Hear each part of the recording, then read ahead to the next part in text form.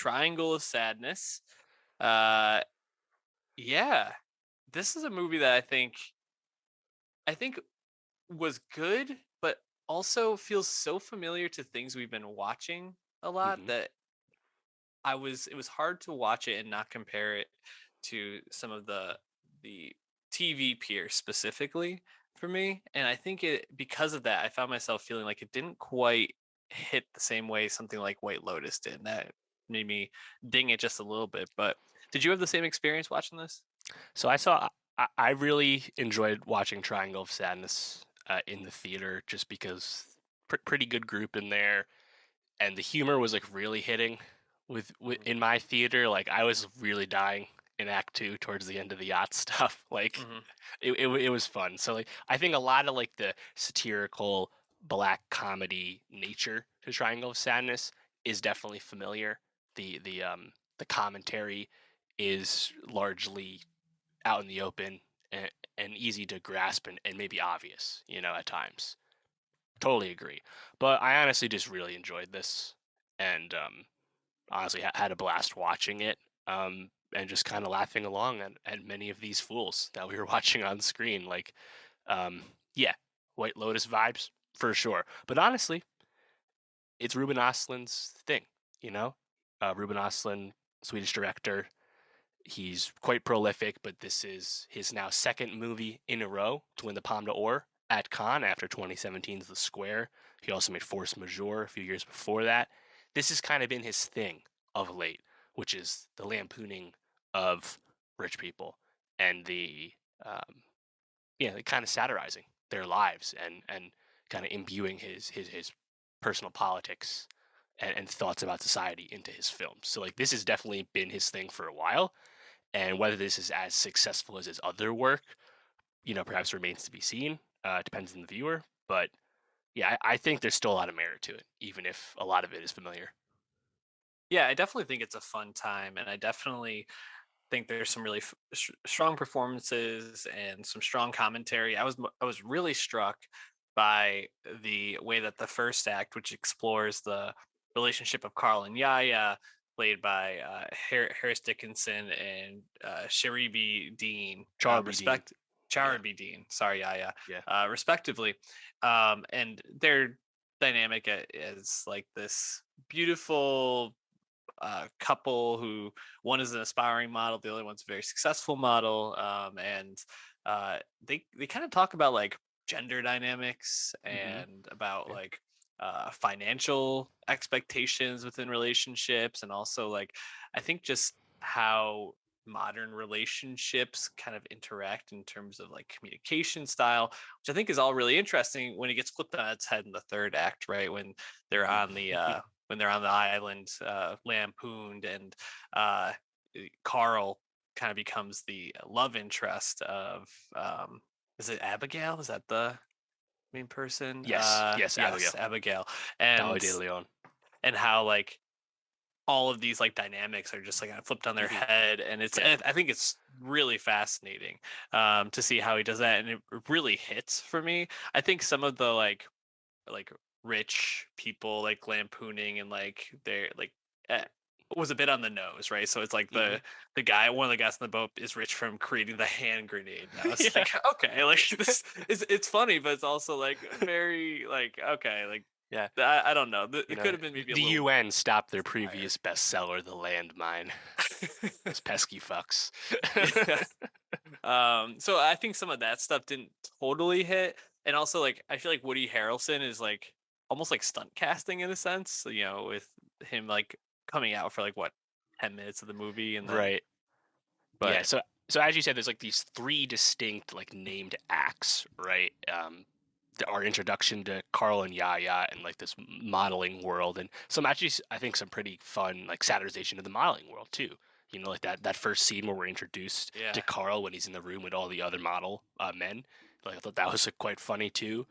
And then you mentioned the restaurant scene, which I think really works. And then the second act is when Carl and Yaya go on this like high-end luxury cruise hmm that they got to go on for free because Yaya's an influencer, but they're joined by all these like legitimately like 1% wealthy types, right?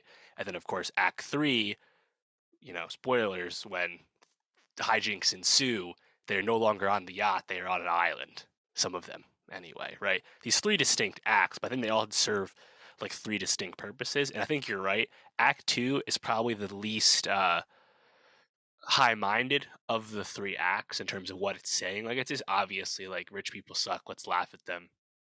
And Yeah. I totally acknowledge that, but I also had a really fun time laughing at them throughout that. Like, especially like once it like things really get out of hand and the balance of the ship starts to be jeopardized and people are falling over constantly and then they start puking. Like, a lot of the body humor I was dying with, and there were people in my theater that just started laughing too, and I just had a really great time just watching these like people I had some disdain for just go through the roughest of times. You're right though about Woody Harrelson. I think his like captain of the ship figure is a bit unfocused, where it's like that's probably supposed to be the voice piece, the mouthpiece for Ruben Ostlund's politics and views on capitalism versus Marxism. The Woody captain character is like a valid like Marxist, right? And it is pretty funny watching him chop it up with the Russian dude, and they both just kind of like espouse these decrees on like politics and society with the microphone, the intercom of the ship, and just everyone else is a captive audience as the boat almost Mhm. flips. Like, that was like really funny to me, but it's not actually really communicating like a whole lot, like thematically. Like, you kind of get it there, Yep. but I was still having a good time with that. But yeah, I didn't really know there was going to be a third act to that. It's actually really funny. I went to the movie thinking it was 90 minutes long, not 2.5 hours move. So I was looking at my like phone and I was like, oh, it's about time. And then I see Act 3 and they're on the island. I'm like, holy shit, the movie's still going. This is so cool. And that one really like took me for a loop. And I think that's perhaps the best group of them all, as you said, when they flip the relationship between Carl and Yaya on its head, and Dolly De Leon really comes into her own in the film as Yeah. Abigail. But also, you get to really like laugh at these people too once you realize the true nature of their new circumstances on this island that you find out at the very end. Like, so yeah, I think it's not as probably successful in its comment as the Square, but I still had a really good time because these politics are similar to my own. Yeah, I did like some of the stuff on the boat with like the rich person who was like the sails were dirty, and Woody Harrelson's like, well, this is a motorized boat, so we don't have sails. Like, it's like no, there were sails. Like it was that I thought that was pretty good. Woody I having def hamburgers. Like, I don't like hide fine dining. Yeah, I thought that was great. Um, Yeah, there's definitely some funny stuff throughout. I thought this was an enjoyable movie. I think it's just so hard because, and going back to my framing of this was, we've had a lot of TV shows specifically who have been kind of doing this, like taking rich people and powerful people and really like breaking down how terrible they are and Mm, how insensitive they are. And I think it's hard when you've had something like The White Lotus, which is so successful at it in so many ways. Um, to like then see this and not yeah, think of it.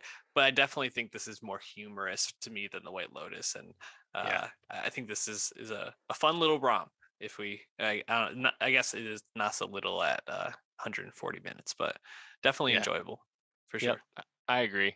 Yeah, so like this just came out after winning the Palme d'Or at Cannes out via Neon, and tragically, this is the last film from Charlie B. Dean, who like suddenly tragically passed away at the end of August unexpectedly. I actually thought she was quite good Mhm. as Yaya. I really enjoyed her dynamic with Harris Dickinson. The Carl and Yeah, Yaya relationship was quite fun, honestly. Like, I agree.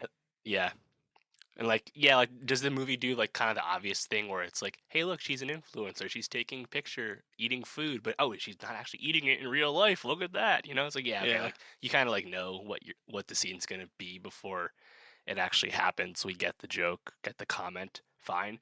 But I thought they were both really good. Yeah, no, I agree. The two leads definitely were strong, and overall, Triangle of Sadness, I think a movie we would recommend. So check that out.